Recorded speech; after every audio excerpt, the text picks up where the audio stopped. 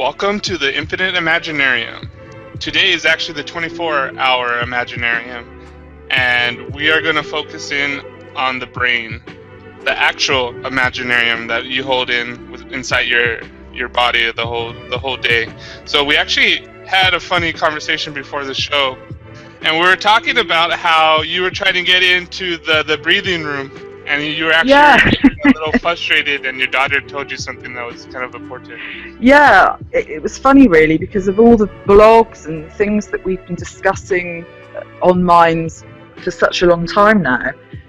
I failed to see the most obvious thing, because I was sort of running around going, oh God, I can't believe it. You know, after all this, everything that we've created and done, I can't even get into the room to do the 10-minute breathing exercise. And she said, Mum, it's irrelevant whether you go, she actually used the word irrelevant. She said, it's irrelevant whether you go inside the breathing room or not. And I said, what do you mean?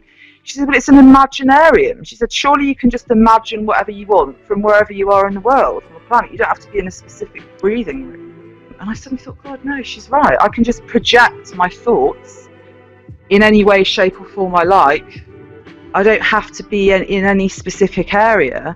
And that's the whole point of imagination. And obviously, through the institutions of school, we're taught that to daydream, which is obviously letting the imagination take over, is a bad thing. And obviously, clearly it's not a bad thing, but you know, in terms of programming, they don't want people indulging into that, you know, entering into that aspect of the brain. They want people to be primarily left hemisphere of the brain and completely linear in their thinking and just, in a sense, robot-like, I guess, machine-like. In a sense, be running whatever programs you have instead of kind of creating your own program. Exactly, which is basically creating a program, creating something new, isn't it? It's creating a new thing. It's a manifestation. I mean, I'm not really into, in a sense, all these. I'm really against labels. I mean, I kind of understand, you know, like the new age labels, or, you know, like we were talking about before, that these categories that people have to put things into. I just kind of see it as consciousness, how we're connected and how we create things through connection. I don't sort of see it as falling into any particular category. So yeah, program sounds kind of more scientific than manifesting your desire. The computer, you know, the technology that we see play out constantly in the internet and everything to do with that, exactly the same as the human makeup. You know, we function in a very similar way. What are you? I'm sorry. I like purpose. So when you said you were trying to enter your imagination, what was your purpose? What were you attempting to do? What, when I wanted to go into the breathing room, you mean? Yes, or generally. For me, my intention was to raise my vibration to the point of a feeling rather than a particular specific, rather than a specific thing manifest into my reality that I can decode as solid reality. Like somebody might say, for example, I want to manifest £1 million, or I want to manifest this mansion, or, you know, it's usually something to do with money or wealth, isn't it? Or it might be that they want to manifest some sort of health. For me, it was more of a general feeling, an emotion of happiness and just being in the moment, and then being able to connect that with everybody else. Because I think the key is not so much about what specifically you want to manifest, it's the feeling and emotion behind what you project that then brings the right things into your reality at the right time, if that makes sense, or the right divine time. So awareness then? Awareness, yeah, and connectiveness as well. That was my... Well, if you're aware of it, then if you enter the realm of awareness of the people that are around you or the things that are around you, then that is an intent and a projection that you're actually also listening to it. We would all agree, I'm guessing, that it was not necessary really for me to be in the actual room, doing the breathing exercise. But initially I was a little bit disappointed. I thought, God, I really wanted to go in and experience that. But then I thought about it, and I thought, actually, you know, thanks to my daughter, she sort of pointed it out to me and said, actually, no, you don't have to do that. You can still, and I've been actually doing that all day when I've been doing my artwork and posting things on the Imaginarium channel. I've been focusing into that mode all day, so I've kind of been in the Imaginarium all day, so hence, you know, 24-hour Imaginarium. So I think I kind of achieved what I set out to do. So awareness was the key then, as far as I would say awareness and connecting. At the time of what you were intending on doing, which was your artwork or just gaining awareness for a purpose. Absolutely, an awareness of how I was feeling in that moment of when I was doing that activity, an awareness of myself, because I think a lot of people, if you say to somebody, I don't have an awareness, you know, they might say, of course I've got an awareness of myself. I can see myself. I know what I look like. I can feel stuff. I've got a sensory element to my skin. If you touch me, I can feel this and what have you. Most of the awareness of people is more to do with identity, of what they have, what possessions they have, and then they say, right, or you know, like we were saying before, the labels. I'm a Muslim, or I'm a Christian. I am middle class, or I'm working class. I'm left wing or right wing politically, or you've got all these different things that people identify themselves as. And a lot of people, particularly with material things, if you were to strip them of all those things, they wouldn't have an identity, which is really, really sad to think that certain people wouldn't be comfortable exploring the realms of their own imagination, or the realms of their own brain, or the higher brain part of the brain. They would just be uncomfortable with that. It would freak them out. They wouldn't be ready for it, I guess. So they, you know, a lot of people identify who they are. So what I'm saying is, in terms of what you were saying about awareness, their level of awareness only up to a certain point in terms of what they have and who they are, who they identify as who they are, if that makes sense.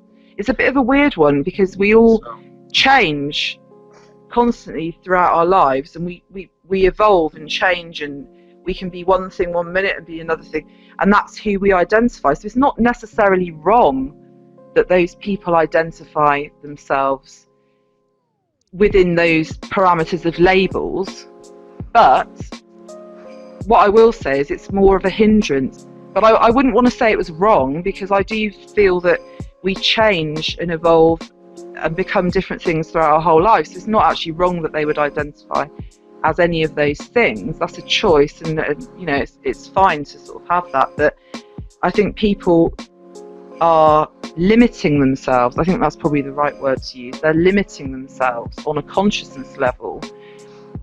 Actually, what I would like to bring up in that was, you'd mentioned that you have to be, or you were talking about tactile touch.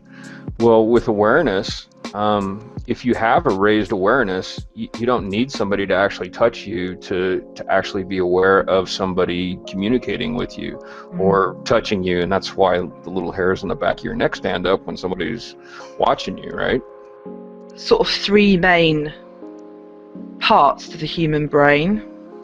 But I mean, this isn't like I wouldn't say this is the totality of what we would call neuroscience, because that's quite a complex subject, but it's the basics of the brain structure, these three main parts. You've kind of got the R complex, or the reptilian brain, basically sort of at the base of the brain. It's like the lower part of the brain, so it's just, you know, situated at the base, and it's basically comprised of the brainstem and the cerebellum.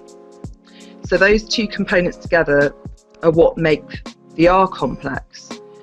And the R complex isn't really a thinking aspect of the brain as such. It's more of a reactionary element, whereby it reacts to stimulus. So, for example, if you were in a situation where survival was at stake, then you would immediately go into, you know, what we call fight or flight mode. You know, and it's purely a survival mechanism, you know, to sort of maintain your existence, I guess. So you would, you know, as I say, it's just it reacts to stimulus, that part of the brain. And then you've got like the middle part of the brain, or the mammal brain, or the limbic brain, and that basically consists of the different glands. You've got like the hypothalamus, the pineal gland, and the pituitary gland. Governs all human emotions. And the reason we can feel human emotions is because those glands are responsible for releasing neuropeptides into the bloodstream, and then that makes it possible for us to feel those emotions, otherwise we wouldn't be able to. And in some instances, depending on an individual person's life, circumstances, whatever they've been subjected to, that part of the brain becomes phased out. It becomes inactive, you know, a bit like a muscle that you never use. Depending on circumstances, that part of the brain can be phased out, and then you might get a psychopath or someone who has no ability to feel empathy and understand, you know, in terms of empathy, how their actions might affect that other person.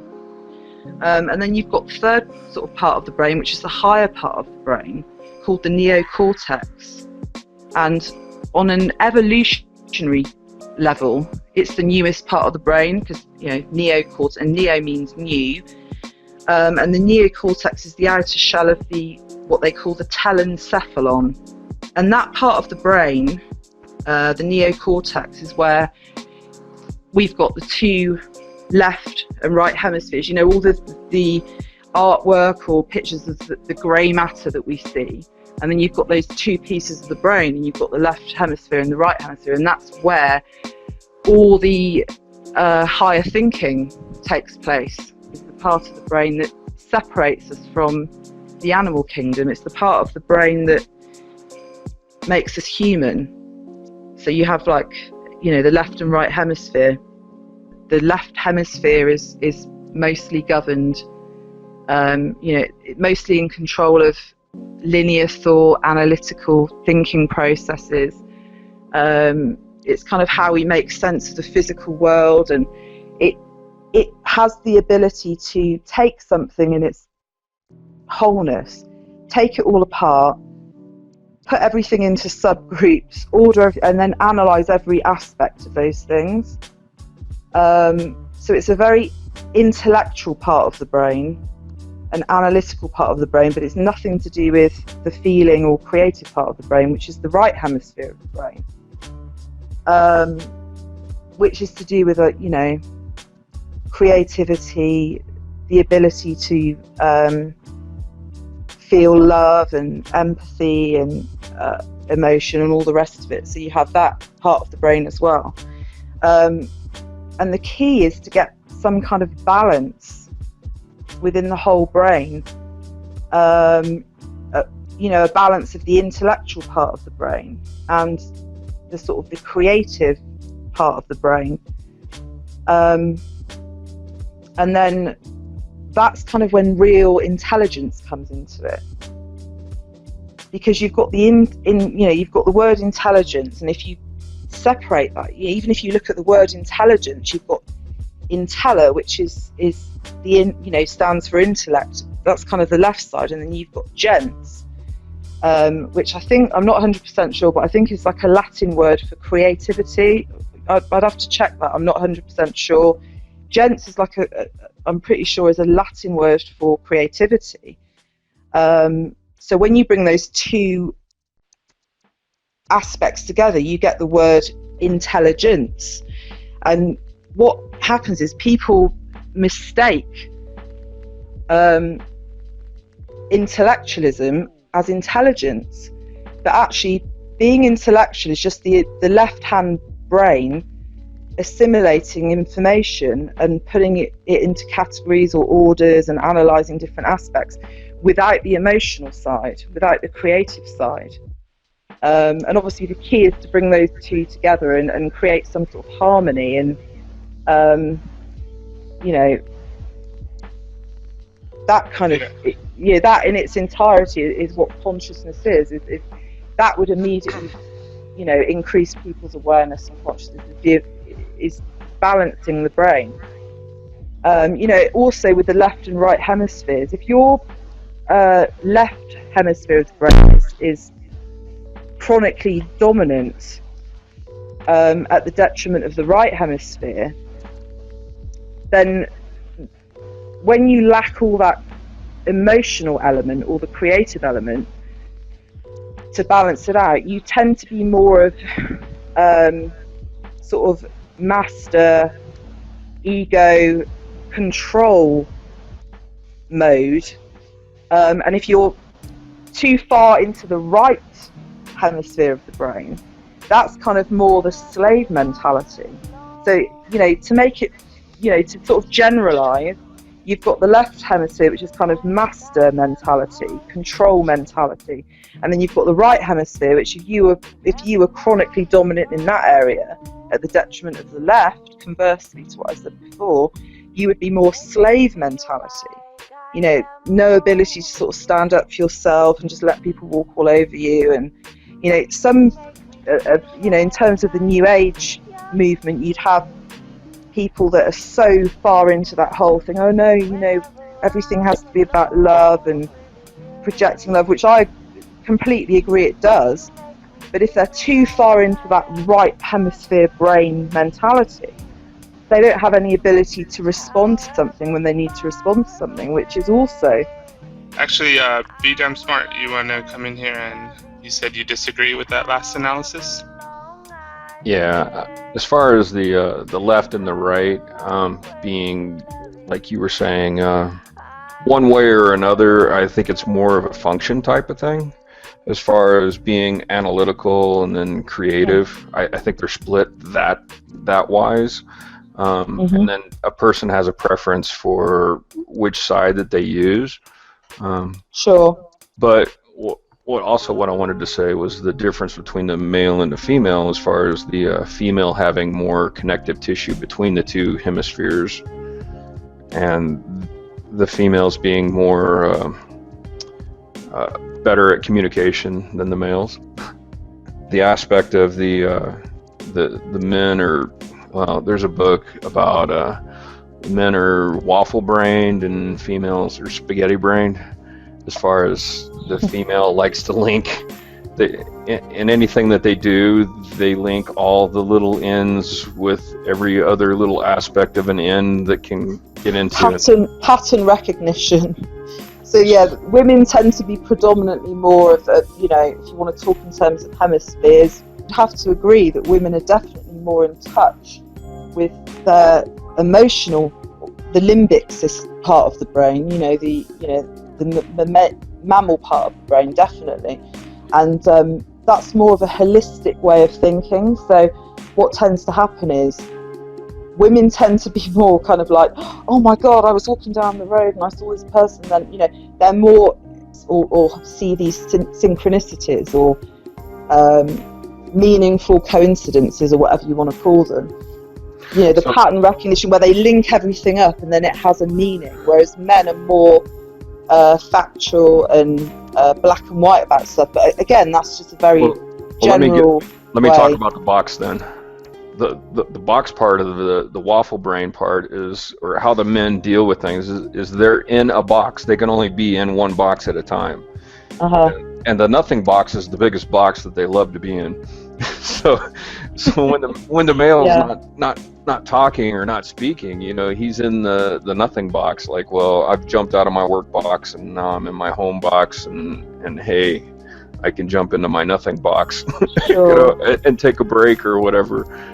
But seeing the aspects between the male and the female, as far as the female may not understand that, and I think it's nice that we can bring that forward and say, well, there are differences, and then maybe why there are differences. But if you understand the differences, then you know how to work around them, because you can get the guy into whatever box you need him to be into if you help him out a little bit, you know. I mean, he may not want to go there, but he will go there if he knows he has to. when you were talking about the reptilian part of the brain, something that I feel is very important to mention is the TV programming and the news and all that is designed to keep you in a fear aspect mode, or that fight or flight reaction. And once you can break yourself out of that, you can start operating in the frontal lobe area, and actually start acting toward authentic self, or things that you're here to do. I mean, I agree totally. Yeah, it's definitely the way society is woven is to keep everybody in a low level vibration of fear, and as you say, with the reptilian brain, that keeps you in the R complex part of the brain. Fight or flight. Fight or flight. So and after World War I, and they wrote the manual on how to maintain control or whatever, and advertising and all the hacks and tips and tricks to the brain to be able to more easily control the populace, or we'll call ourselves the mob. Yeah, for sure. I mean, even the television that we watch emits like a frequency. It puts the brain into an alpha state, or an alpha mode, which alpha on its own, if you single out, isn't necessarily a bad thing, because when the brain's in an alpha state, it can absorb knowledge. It absorbs things like a sponge, but it kind of puts people in a sort of hypnotic style trance-like state where they just suck in all the information. And have you ever noticed when people say, oh, I've had a really hard day at work and I just want to come in, I just need to switch off. And the hilarity is they switch off their brain when they put the TV on, but they switch on the TV because they know on a level that they know it switches them off and puts them in that trance-like state, and they know that all the stresses of the day just goes away, and they're just focused in on that, like attention deficit disorder, on that one thing. They're just focusing on that one thing, and not only that, they're absorbing, perhaps unbeknown to them, absorbing all that information like a sponge, which... Yes, you're correct. It is a hypnotic state when you watch the TV. So it's kind of like going to the movies. You're actually entering a state of hypnosis, and you're placing yourself in the movie. So as soon as you actually start watching it, you've become hypnotized. I mean, it may not be super deep, and then that's why they put the commercials in there, is like, well, while you're in this easy to manipulate state, then they throw these commercials in there, and then there's colors, symbology, symbolism in the advertisement by itself, kind of a command giving. Talking about the fear and fight or flight of when you're watching TV and the news, and I saw this one program, and they were hooking up I forgot what exactly the setup was, but they were hooking up people to see how their brains reacted to different, I think it was for the Republicans. And so they had, Cruz, John Cusack, or Cusick, and Trump. And when Trump spoke, the brain would light up. And it was kind of like, and going back to what you were saying, is because how he talks in the short spurts of kind of like attacking words to provoke just emotion. So he's going on like base level emotions. Either if it like registers to you that you agree or you don't agree, you both have that kind of initial just emotion response to what he's saying. Here's something with the when you just said that, they want to link that fear to an emotion. So anytime that emotion gets plucked like a string, an instrument, you're going to automatically remember that event. So that's what really makes me mad when I'm watching a TV interviewer interviewing some guy that just lost his house to a tornado or something, and the reporter's like, well, how did that make you feel? well, pretty damn bad, really. But like only every once in a while somebody catches it and then doesn't play their little game and say, well, how do you think it makes me feel? But hey, that's life. Stuff happens and you just get over it. So like, it totally didn't get what she wanted, the interviewer. But it's just, they do link the emotions. So like, instead of just reporting the facts to you, they're trying to link it to an emotion, so that way anytime you hear something like that, you will get that emotion response or emotion recall, right? Yeah.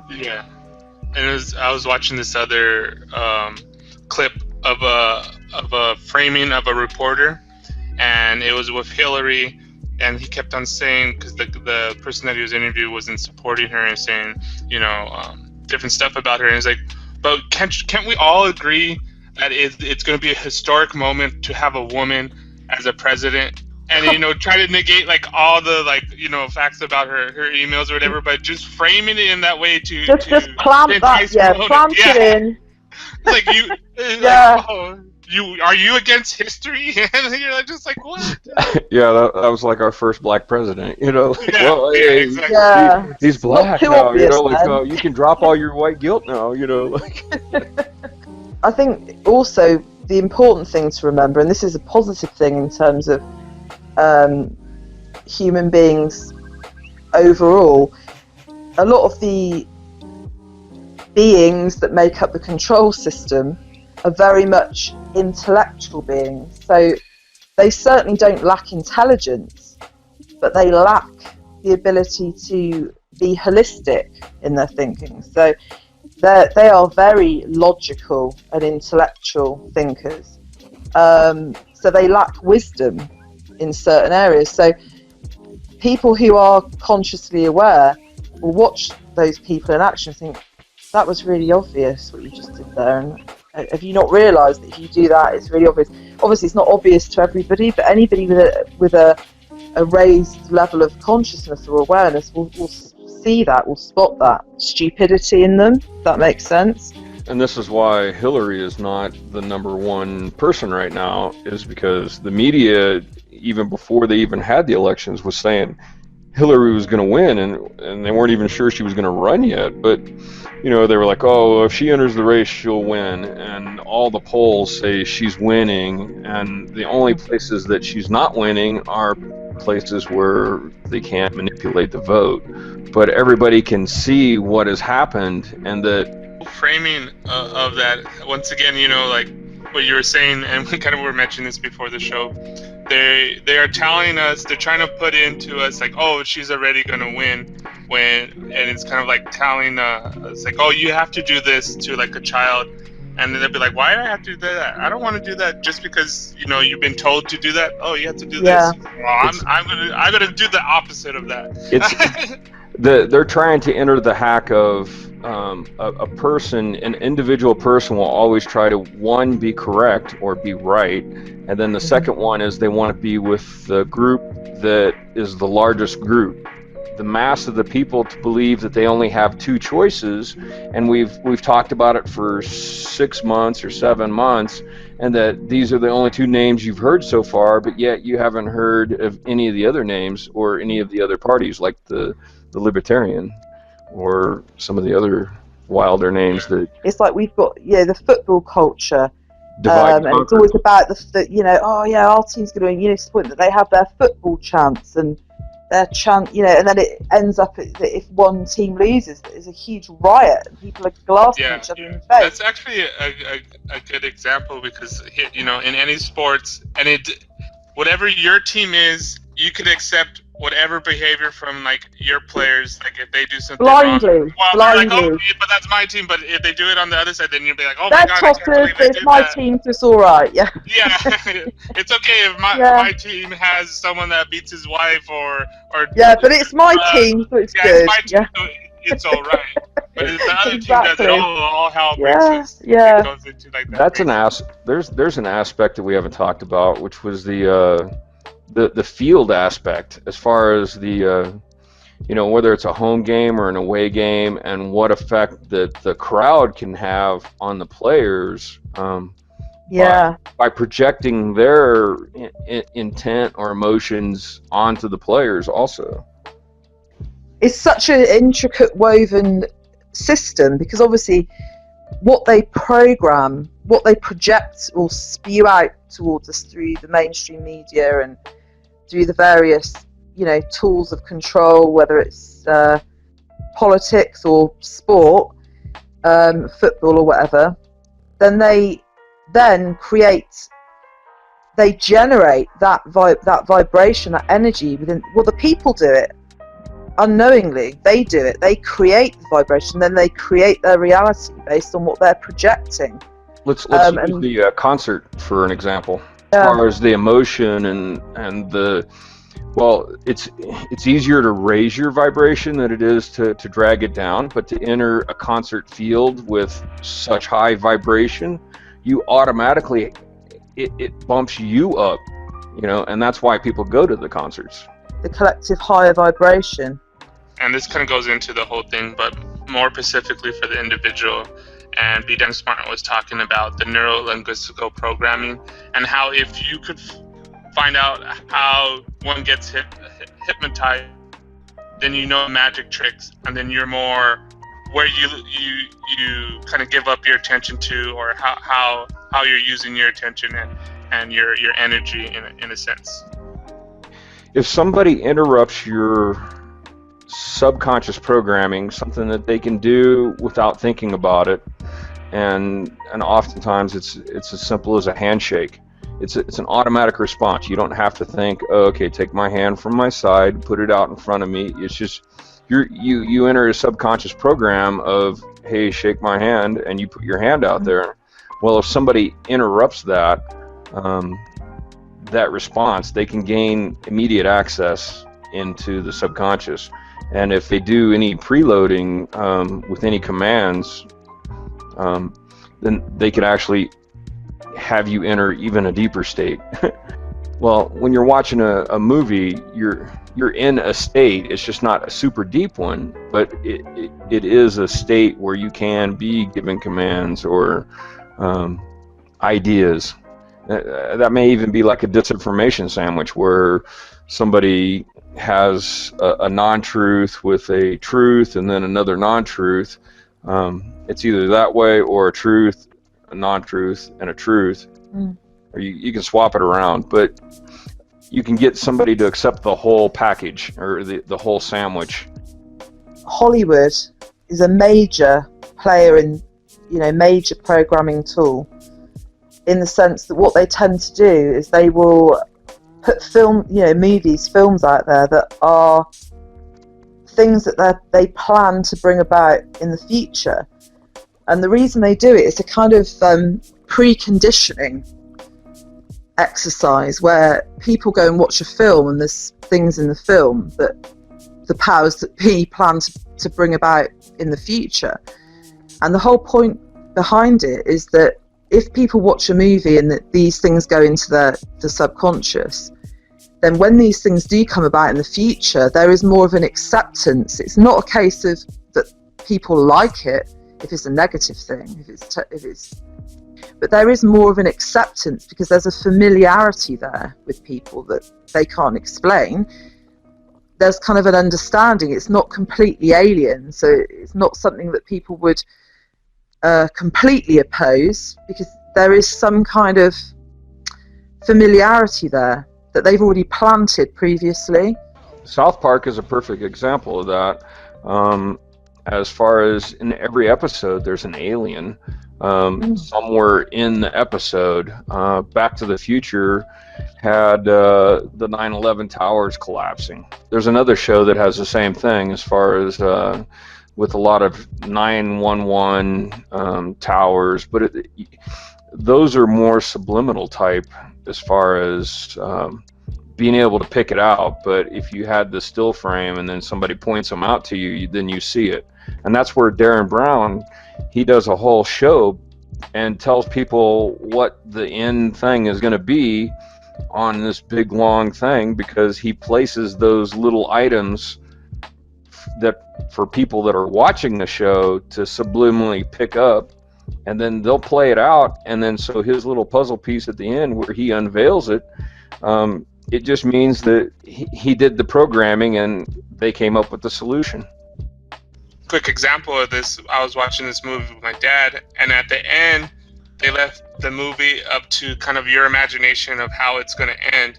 And my dad was like, "Oh, that movie sucks." And I was like, "Why? You don't want to use your imagination to see what the ending is going to be like? You don't, because you wanted to be told what to think as far as that movie." He kind of wanted to shut off his brain, and I was like, "Oh, it's like, use your imagination for that."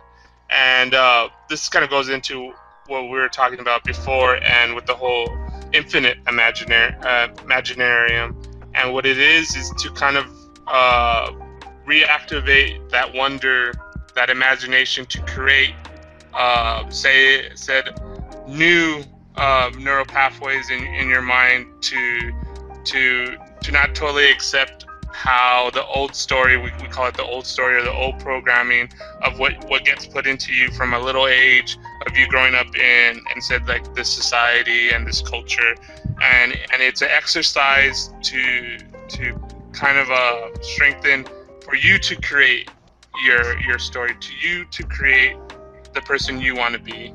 And I think that's, for me, that's how I using the Imaginarium, and this is how I kind of see one aspect of the Imaginarium that really excites me. In terms of the Imaginarium and creating neural pathways, when we learn, what we're doing in essence is creating and strengthening pathways through the neurons. Basically, what we're doing whenever we learn something new, like when you go back to being a child, obviously the first time you attempt to do anything new, in terms of learning, it's always difficult. Each time you repeat something, hence the learning process, you create neural pathways. Yeah, and it kind of goes back to what we were talking about, doing the subconscious programming that Be Damn Smart was talking about. When you're little, how do you teach the kid to do like a high five, right? At first they don't get it, and then they finally get it, and you do it enough times to where it's just automatic. And anybody could come up to the little kid and raise their hand, and they'll give them the high five. And now it's like an integrated program within them. Every time we do something, there's like little impulses of electricity. And then between each connection, there's like a little, what connects them all up is like a tiny gap called a synapse. So what happens is every time you repeat that learning process, there's that pulse of electricity. And it's kind of like building something, like if you were building a house, each brick, or, the bricks being the pulses of electricity, each brick that you put in strengthens the final physical solid creation of the building. Obviously each brick that you put in makes it stronger and stronger and stronger, which is what the neural pathway is. So each time you repeat that process, the links through the tiny that link up through that synapse, through the gap, becomes stronger. Yeah, there's something I'd like to correct though on the aspect of learning a new task. It only takes 30 hours to learn a new task. Now, to become, they always like to try to say, well, the professional, it takes 20,000 hours of learning a task. Well, that's not to learn a task, but that's to perfect one to a super high degree. So the learning of one only takes 30 hours. I just wish more people would try that, because like any 30 hours, if you put something toward it for 30 hours, you can learn it. All right, howdy everyone. Hey, how has your 24-hour Imaginarium going? Me and Lee are still in the 24-hour Imaginarium. It's going good. I'm concentrating on living in the honeymoon state. Oh, nice. So for this Imaginarium show, we kind of been tying it in a little bit with the 24-hour Imaginarium, but the topic is more the brain. Trying to figure out, how to create that perfect heaven on earth space, and how to remain in that space all the time. And I think it's just due to the consciousness and trying to remain aware of where you're at with your consciousness, because you've got your subconsciousness, and it seems like the only way to program your subconscious is in the conscious state. But some people might use music as a tool to raise their vibration, their vibrational frequency, in terms of making themselves get themselves into that good feeling state. Other people might use gardening, making wonder pots, or walking through a forest, or other people might want to use humour, and laughter is majorly powerful in raising the vibration quite quickly. So use one of those tools that is good for you personally to raise that frequency. That's the only way I could say that it would be instantaneous. That you anytime you want, you can change your state, but what you have to do is you have to physically move or do something that changes your state, because to get into a lower state, you have to assume the position of the low state. So if you snap your head up, open your eyes, smile, look around, I mean, you can do it's easy to change your state if you know to move your physical body to do it. One of the things that I learned when I was probably 20 years ago, I had this girlfriend, and we did Reiki classes together, and I have this habit now. I create symbols everywhere I go. You got to be able to look around and keep your head up, and when you start putting symbols on things, on objects, on surfaces that offset to you, there's all these different mind tricks that are mind control that can be implemented and employed, not to control people, but to control yourself in other people's presence. One thing is you never square off to someone. You always slightly tilt your body to them, so that it breaks down their stress response.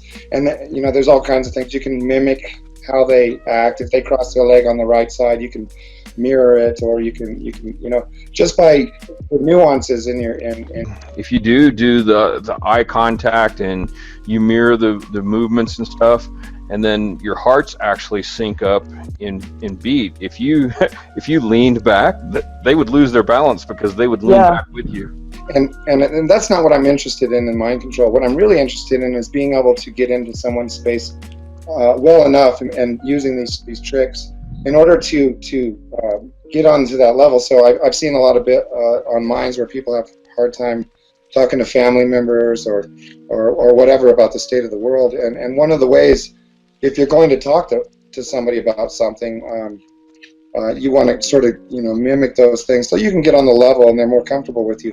And then there's another trick, like if you've got an adversary, say you have a neighbor that you have a problem with or whatever, you can ask that person for just $20, just borrow $10 or $20, and just by that action, they instantly go into, rather than adversarial, they go into empathy, and then you pay it back in the next day or something like that. It starts to build a rapport with the person. To be aware of them as a defensive measure, I had to learn all the techniques. So I mean, I don't like controlling anybody at all. I tell everybody, hey, you're free will, like do what you want, but you have to understand how it works so you can empower yourself. Like we were saying earlier, Darren Brown is showing people. He's not like, oh, it's really scary, that guy can control people. He's showing people how they can empower themselves, and exactly. And that's what I love about Darren Brown's show, is he actually shows you, and if you watch him really close, you can see all the techniques going on, and you can go, oh, that's a technique, like just by him simply repositioning you on a stage is his first command, and you're following it. He's like, no, here, stand over here, and then he even guides you and then places you where he wants you. I mean, he doesn't care where you stand on the stage. It's the accepting that first command, because once you get past the first command, and like Lee was saying, you know, it's kind of like the $20 thing. It's like you're slowly building up rapport, or you're slowly building up commands to where they'll accept them. Yeah, for sure. Kevin's here. What's up, Kevin? Hi, guys. Hi. Hi, Kevin. Hello. I just got off the phone. My sister just gave birth to her first baby girl, so Oh, I'm congratulations. super proud. Congratulations. Wow, Imaginarium Day. that's amazing. Yeah, that's fantastic. Nice to meet you, Cartman. Nice to meet you, B. Hi, Dempster. Kevin. Hi. Nice to meet you too. How is your infinite Imaginarium? I mean, 24-hour Imaginarium going? Thanks. Yeah, I think directly to add, apart from just, you know, how far we've drifted from being good listeners and giving equal time, and it's something that I try to focus on professionally, and how important it is to be in the moment, not only for what your intentions are, but you know, hearing the counterpoint so that you can be more effective in transferring information. Yeah, and I think because when you came and visit me, we had this talk about how when we get in, for you, it was when you getting into your work, how you kind of go into this automatic mode because you've done your work so many times, and you kind of have these you build up your skills and your habits, and you kind of get into it, but it frees up your mind. And we were talking about it in a different way, as far as watching like a movie gets you kind of in a hypnotic state. But when you get into, let's say, the zone, as far as that's why kind of they tell you to do like a repetitive state. I know in the kitchen it's called dishwashing therapy. So you're having a bad day and you go into the dish pit and you just start washing dishes, and then you kind of like free your mind from whatever, and then you could start saying program yourself into, like, you know, you're making connections, or you're changing your mood, or whatever. You're kind of analyzing the day and said this one good or that one good, or you said that you kind of get in a creative state when you're doing your work. And Daniel, I started out in the dish pit, so I absolutely respect what you're saying. When things got too crazy on the floor, or you know, on the line, it was definitely the place where you could free yourself. Be Damn Smart kind of brought up when you're driving and you go on autopilot. I think everybody kind of experiences. You just get from A to B and you don't know how you got there. You think, oh, I've arrived. Mm-hmm. So that's a subconscious act of driving. You know how to drive to work. You know, it doesn't require any processing. So you enter subconscious level and start, you know, working on other things, that because you've already cemented, you know, like Nikki was talking earlier about, you know, you build these pathways. Well, you have good solid pathways on how to drive. You know how to drive to work. It doesn't require any conscious thought on your part, so you can just do it. And actually, something else.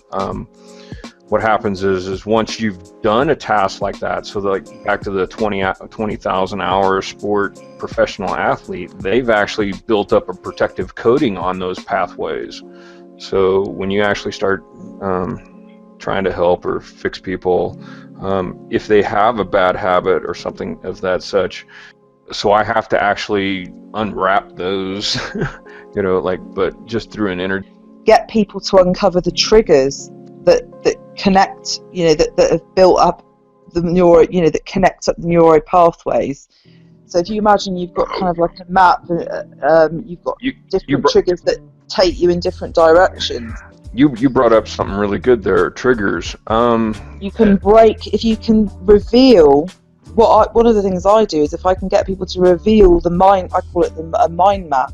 There's different things to do with mind maps, but in terms of people bringing out the entirety of the repetitive program they keep running, in that specific repetitive program they keep running, if they can reveal the triggers, which are kind of like the connectors to all the neuro pathways. In other words, every time a trigger occurs, every time they experience a trigger or something happens that triggers them, to propel them down that particular neuro pathway, so they keep repeating the process. If they can reveal the triggers and remove them, you can actually deconstruct that repeated program.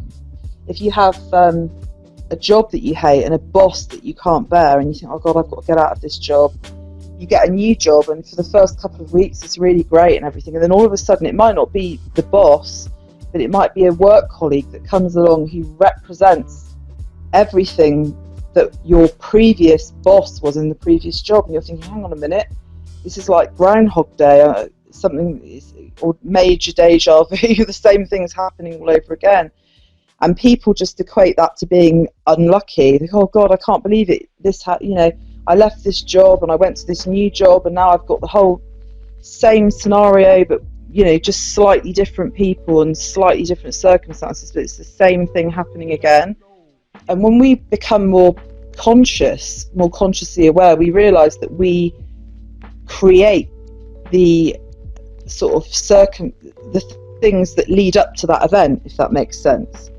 Thoughts always, are the beginnings of actual creations, or things that we decode as real in our reality. So when you can kind of understand that, you understand that you can create the same thing over and over again.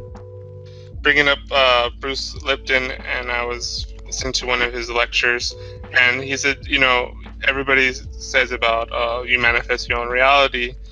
And yes, that's partly true, but what you got to kind of even understand more is that it's not as simple as just having a thought, because then you have, say, for one positive thought or one new thought to try to change your course, you have 10 other thoughts that are deeply in the background, trying to that probably reconfirm whatever your old habits are. A lot more trickier than just saying, I'm just going to think I'm going to get money. But to totally integrate that within your brain. And I think that's why I think the Imaginarium is this exercise into kind of strengthening your creativity and having it to be deeply embedded within the structure of your brain.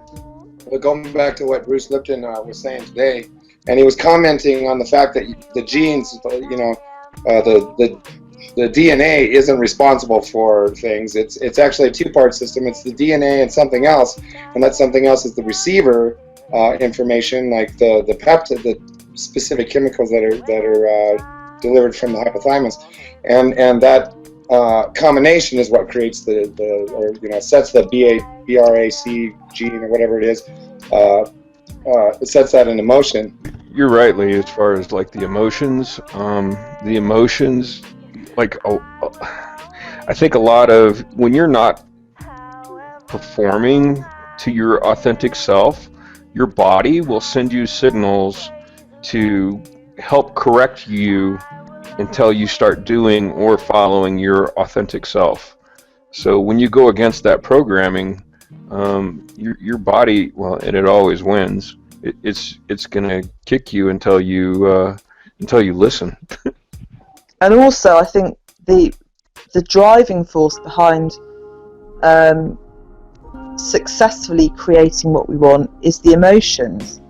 So what we're feeling when we're doing the Imaginarium thing is the key to sort of the driving force, to the projection of that thing, or in terms of it becoming a reality at some point, because there's always kind of a time lag. That's where you start to need to get into choice. So your life is your every day now is a second, and every second you have a choice. So follow the path that makes you feel good, and as long as you follow the feel good path, even if it doesn't bring you money, at least you're feeling good making that good choice. The correct path, or the path that most aligns with you. It may be a hard path. It may be a hard thing to do, but it's if you know it and it's something that you need to do, and this is where the meditation comes in, is where you need to quiet the mind enough to listen, and if you can quiet the conscious mind enough to actually hear how loud the subconscious mind is trying to guide you into the direction that you should be doing something.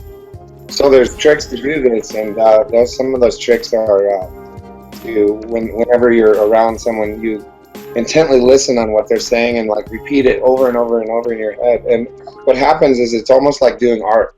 It's almost like painting a piece of doing a beautiful painting. And as you're listening to them, your mind isn't responding with a response. It's just sort of flowing with them. And that was one of the exercises. And as you do that, it allows you to sort of quiet all your thoughts.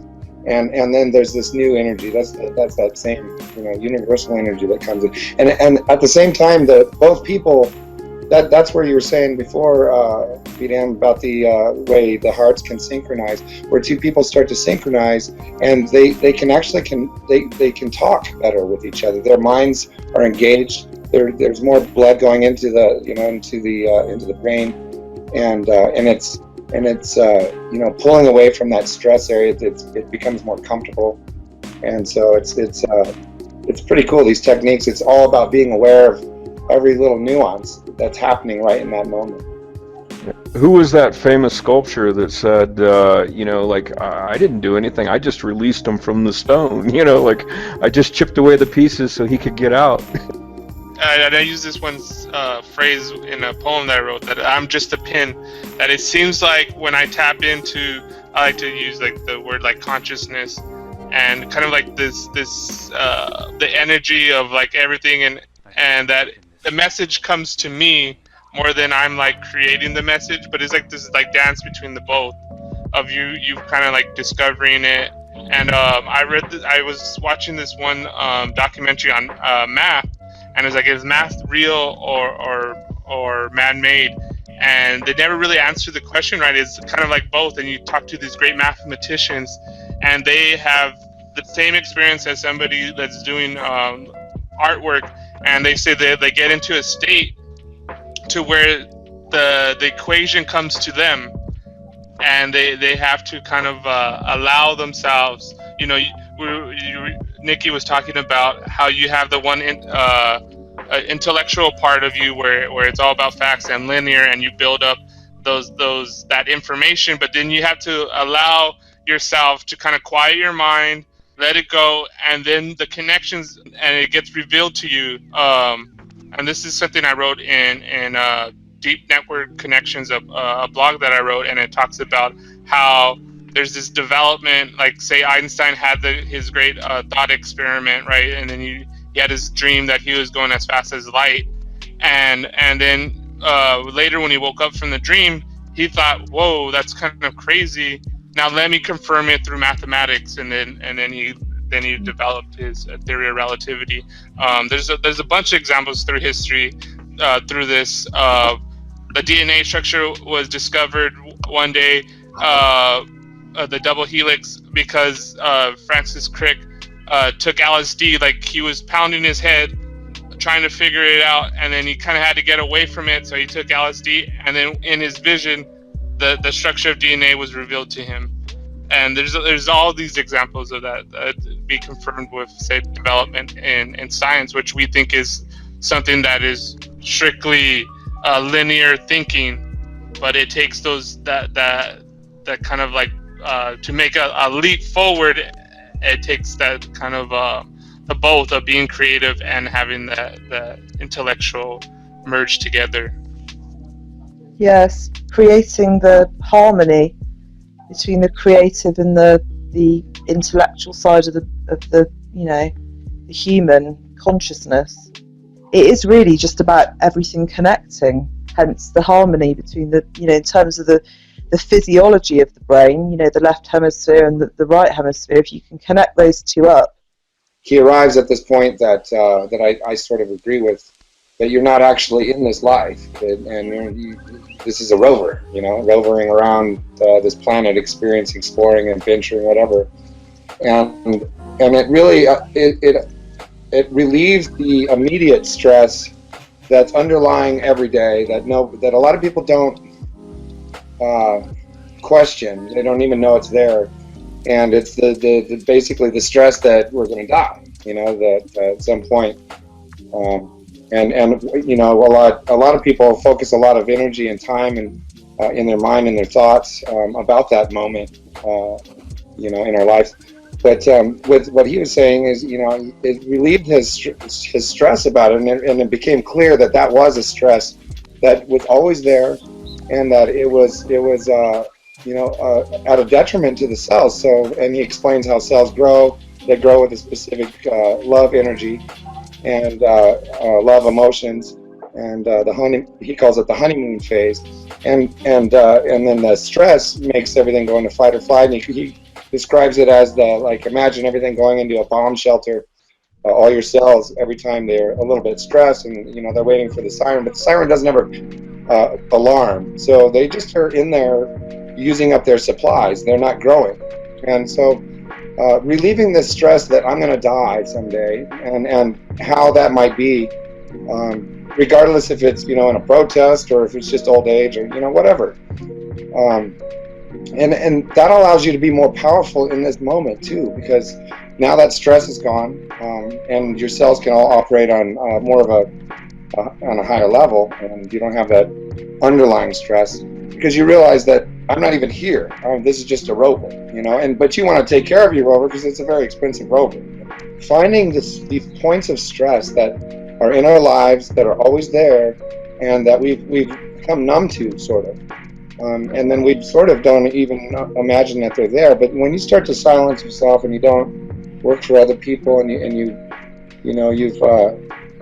start living, you start interacting with people on a different level, not on a business level, or it's more of it's a social level, and you start to decide what those levels of stress are and how to manage them. The more stress that you can absolutely eliminate from your mind, from your consciousness, that you can start to understand better. And once you understand these things better, get to know biology, get to know your own body, and this will your body will teach you everything every stress that you have in your life that you're not paying attention to. And the more of those stresses that you can take out of your life, the more powerful you're going to become.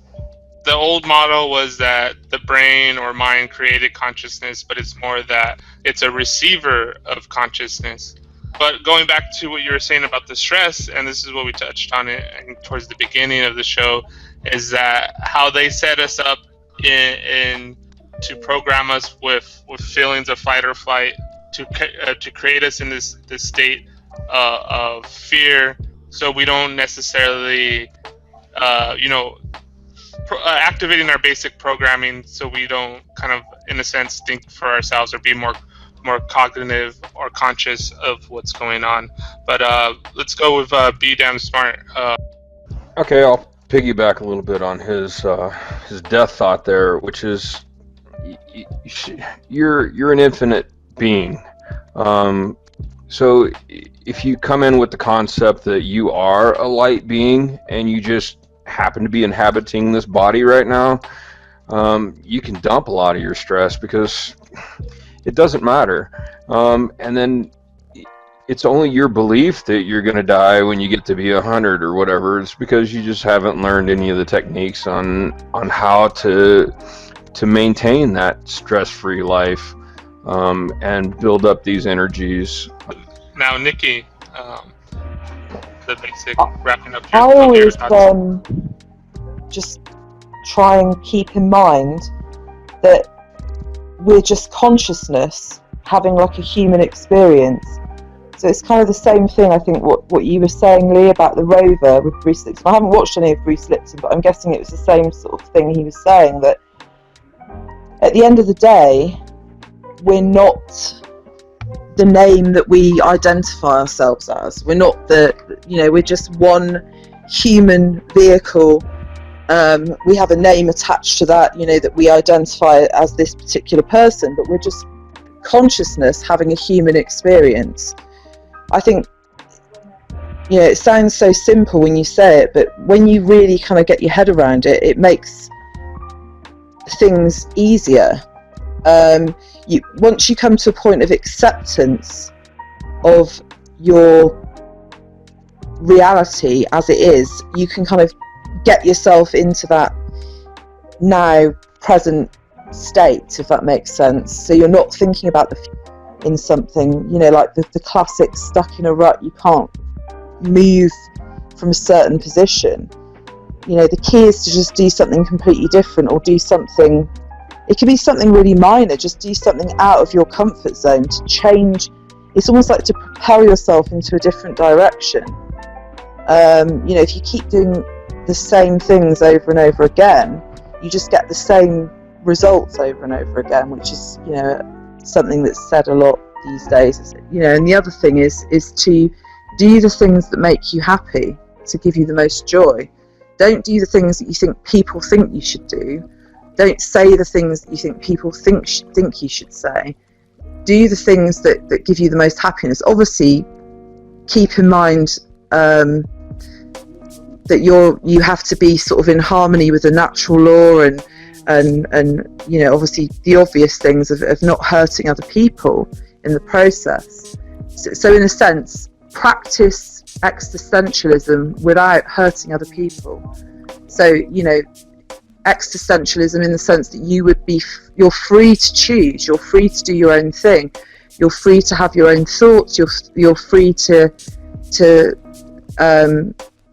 go about whatever it is you want to do, but obviously keep in mind that you're harmonious with other people, and if the things that you do give you the most joy and happiness, then you immediately put yourself in a higher vibration, and some of the things that come into your life after that aren't necessarily things that you would have wished for, but sometimes they can be even better than the things that you wished for. Sometimes it can be even more magnificent than you originally set out to achieve. Something that what you were saying, and maybe this is what the other part of Be Damn Smart maybe wanted to bring up, and you put it in the chat, Be Damn Smart, is that we must learn to control our fears so we can operate with the neural cortex. So actually, the only thing I really want people to get out of this mainly is to stop, to quiet the consciousness down so that you can actually let the subconsciousness, and you can hear how loud that is, and then just try to make your good choices. As far as if you live in the moment of now is the time that you're at, and now is where you're at, and all you have to do is make your next choice. So, and if you're letting your subconscious guide you and your choices, then that's going to be your stress-free, or that's going to reduce your stress. Because if you worry about the past, or you worry about the future, that's going to cause stress. The programming on the TV, you have to cut that off, shut it down, or at least be aware of what's happening while you're viewing it. And that if you have defensive measures, is if you see it, if you know what it is, you can see it, then you can say, hey, I can see this programming. You know, they're trying to get me to think this, do that, or fight or flight. But yeah. So this is actually why we have the Infinite Imaginarium. Part of it is to have these discussions, but the other aspect of it, and this is why we had the breathing room, and it is very important what Be Damn Smart was saying about quieting the mind and listening to all those kind of like thoughts that you have, you know, all the noise that kind of creates this stress, like, you know, I don't know about this, and you're worrying about that, and then you get down to that deeper level of the authentic self and let that guide you. In the Yaqui term, it says follow the path with heart. So listen to the deeper self of you. And I would like to thank everybody who came onto the show. This is the Infinite Imaginarium, so we're gonna have one next week, and we're gonna keep it going. And I think that what we had today as the 24-hour Imaginarium was just to kickstart things, this is something that should probably always go on. You could all, like what we were talking about, Nikki. Like, you don't necessarily have to have this specific day to do it. You're always carrying around the infinite Imaginarium within you. Yeah, Yeah. absolutely, for sure.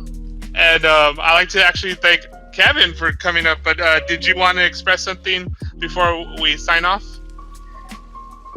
Well, Daniel, all I would add to that is, I think we're infinitely adjustable, and I think, like BDM Smart and Nikki were saying, is when you release the fear factors that hold you in your physical state, then you begin to embrace them.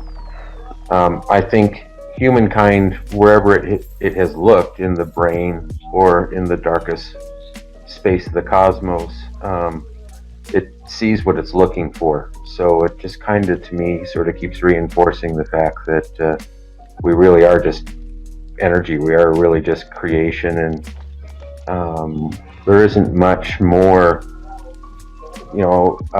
that can be taken away to me than the more we let go of what we hold to be true, the further in we really start to see within ourselves because of our social programming and our social conditioning. So I think, yes, it's been a great discussion, and I look forward to getting involved more. I'm a little shy, so you just have to bear with me to come along and get up to speed here. No problem. I think the more you kind of get out of that box in a sense, this is what Nikki was kind of talking about, the more comfortable you'll get, and it's fine. Everybody's different, but so that's going to be it for now. Thank you guys for tuning in, and we'll keep up the infinite Imaginarium.